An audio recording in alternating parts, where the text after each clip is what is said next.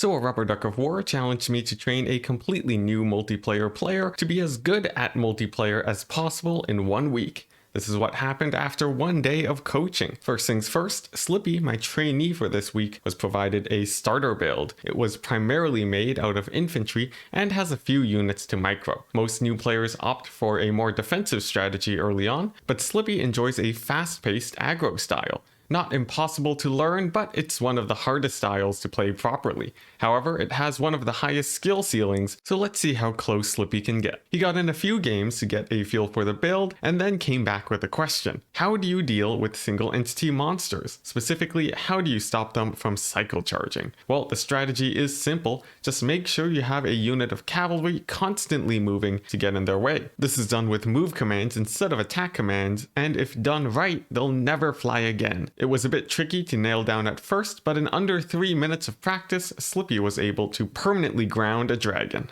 Next was how to deal with hero squads. This usually poses an issue too, but with some basic directions, he was already pulling them apart by bogging with infantry and splitting with mass. With the 2 basic counters out of the way, how did he do in matches? Well, to start off, there were a few issues. Lots of micro was going towards infantry, which led to cavalry taking a ton of damage. Cavalry needs a lot of babysitting to get good value, so this was a pretty big problem. To work on this, it was decided to focus entirely on cavalry, while infantry went and did their own thing. And by that, I mean literally one command given to infantry. By group locking the front line, only one attack command would be enough to get the infantry where they needed to be. The way the group lock works in Warhammer is it gives basic AI to all the locked units while keeping them in formation.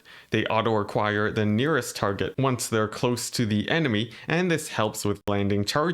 While not perfect, I estimate it's only a 30% loss of combat potential, and the extra time spent microing cavalry was well worth it. Slippy was able to micro his cavalry much better after the change, and we even got debug camera working. Much better for seeing the whole battlefield, and by the end of the 2-hour coaching session, we had this match. Deployment was simple. 1 line for infantry, group locked, and a flank overload of cavalry. His Dark Riders and Cold One Knights decimated the first wave of Lizardmen cavalry, with Cold One Knights charging in to hold for his skirmishers. After that, he used his superior mobility advantage to shut down the Lizardmen artillery, harassing his mobility, pinning them down so his skirmishers could unleash devastating volleys into the remaining Lizardmen cav. But they survived and began chasing his skirmishers. However, intentionally leaving some knights in reserve, he jumps on the opportunity, disengaging with his skirmishers and countercharging with his knights.